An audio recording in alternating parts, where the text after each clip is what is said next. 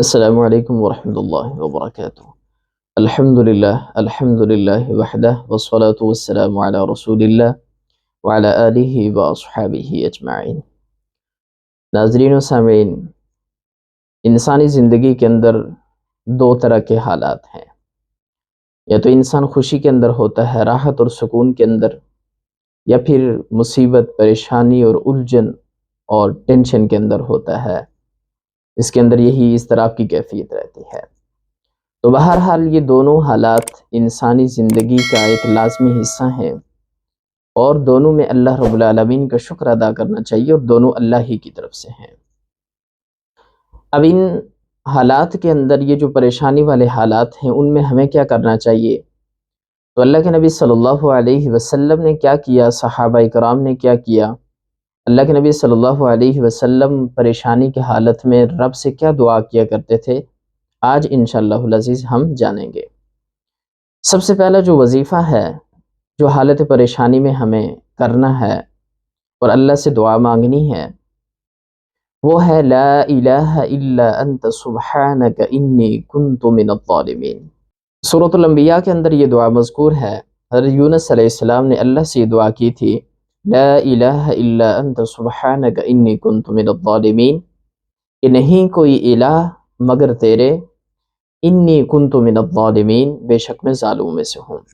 اور اللہ کے نبی صلی اللہ علیہ وسلم نے خود یہ ارشاد فرمایا کہ جب حضرت مچھلی والے حضرت یونس مچھلی کے پیٹ میں تھے تو آپ نے یہ دعا کی تھی، لا الہ الا انت سبحانک انی کنت من الظالمین۔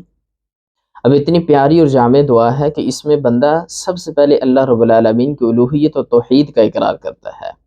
وہ اس چیز کا اقرار کرتا ہے کہ میرے رب تو ہی میرا الہ ہے، اگر میں نے کسی سے مانگنا ہے، اگر کوئی در ہے، کوئی دروازہ ہے کہ جس سے مجھے کچھ مل سکتا ہے، میری حاجت پوری ہو سکتی ہے، تو وہ تیرا دروازہ ہے۔ تو پہلے اس چیز کا اقرار کرتا ہے، اور پھر بعد میں اپنی غلطی کا اعتراف کرتا ہے، ساتھ ہی ساتھ انی کنت من الظالمین، اور رہی میری بات میں تو ظالموں میں سے ہوں، میں ظالم ہوں، میں نے اپنے نفس پر ظلم کیا، اپنی جان پر ظلم کیا ہے، میں نے گناہ کیا، لہٰذا تو مجھے معاف فرما دے، لہٰذا تو مجھے اس پریشانی سے نجات دے دے۔ تو جس طرح حضرت یونس علیہ السلام کو اللہ رب العالمین نے مچھلی کے اس پیٹ سے نجات دلائی، بالکل اسی طرح سے جب بندہ یہ دعا کرتا ہے تو اللہ کے نبی صلی اللہ علیہ وسلم نے فرمایا کہ جب کوئی شخص، یہ ترمذی کے اندر ہے، کہ جب کوئی شخص کسی کام کے بارے میں یہ دعا اللہ رب العالمین سے، یعنی ان الفاظ سے کرتا ہے، تو اللہ رب العالمین اس کی دعا کو ضرور قبول فرماتے ہیں۔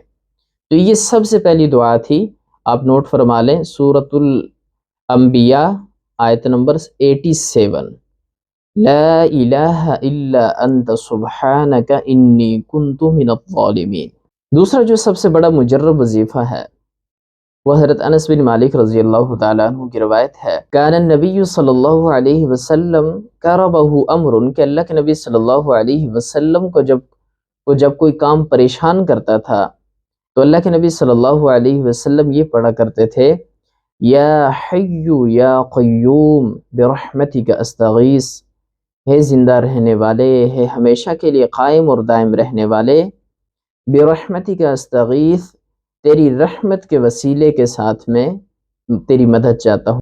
اب یہ کتنی خوبصورت دعا ہے، یہ بھی، یا حی یا قیوم برحمتک استغیث، کہ ہمیشہ کے لیے زندہ رہنے والے، زندہ اور جاوید، قائم اور دائم رہنے والے، یعنی کہ تو ایسی ذات ہے کہ جو ہمیشہ کے لیے قائم اور دائم رہنے والی ہے، اور یہ جو مصائب ہیں، یہ جو مشکلات ہیں، یہ تو عارضی ہیں۔ برحمتک استغیث، تیری رحمت کے وسیلے کے ساتھ، تیری رحمت کے وسیلے کے ساتھ میں تیری مدد چاہتا ہوں۔ اگر آپ نے انفرادی دعا کرنی ہے تو پھر آپ استغیث لے کے آئیں گے، یعنی کہ حمزہ کے ساتھ استغیث۔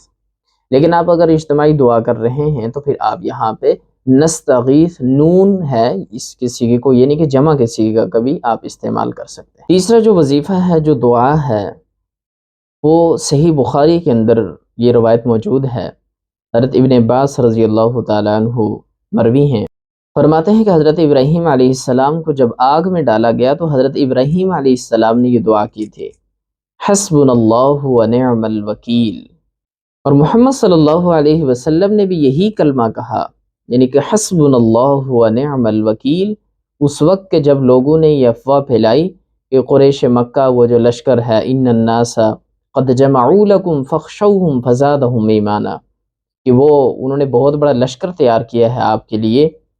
تو اللہ کے نبی صلی اللہ علیہ وسلم اور صحابہ کرام کی زبان پہ یہ الفاظ تھے حسبنا اللہ و نعم الوکیل، اور ان کے ایمان کے اندر اضافہ ہوا. تو یہ دعا سورہ آل عمران کے اندر بھی ہے 173، حسبنا اللہ و نعم الوکیل. اور حدیث کے اندر بھی، صحیح بخاری کے اندر بھی یہ دعا موجود ہے کہ اللہ کے نبی صلی اللہ علیہ وسلم، صحابہ کرام، حضرت ابراہیم خلیل اللہ وہ یہ دعا کیا کرتے تھے.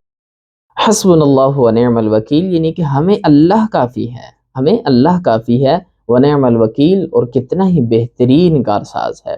یعنی کہ اس سے بہتر انسان کے لیے نہ کوئی وکیل ہو سکتا ہے، اور نہ ہی اس سے بہتر انسان کو کوئی چیز کافی ہو سکتی ہے، کوئی ذات، کوئی شخصیت کافی ہو سکتی ہے. تو یہ تیسری انتہائی اہم اور جامع دعا تھی، مجرب وظیفہ تھا کہ اگر ایک انسان اپنی زندگی کے اندر یہ 3 قسم کے وظیفے کرتا ہے تو اللہ رب العالمین ضرور اسے مصائب سے نکالتے ہیں، پریشانیوں سے نکالتے ہیں، مصیبتوں سے نکالتے ہیں، اور اس کے لیے راحت کے راستے کھولتے ہیں، اس کے لیے راحت کے راستے پیدا کرتے ہیں. تو لہٰذا مجھے اور آپ کو ان 3 قسم کے وظائف کا اہتمام کرنا ہے. سب سے پہلی دعا میں دوبارہ سے ذکر کروں گا، لا الہ الا انت سبحانک انی کنت من الظالمین. پھر دوسری، یا حی یا قیوم برحمتک استغیث. اور پھر تیسرے نمبر پر حسبنا اللہ و نعم الوکیل. آپ یہاں سے آگے بھی پڑھ سکتے ہیں نعم المولا و نعم النصیر، لیکن آپ اتنا ہی پڑھ لیں تو یہ بھی کافی ہے، حسبنا اللہ و نعم الوکیل.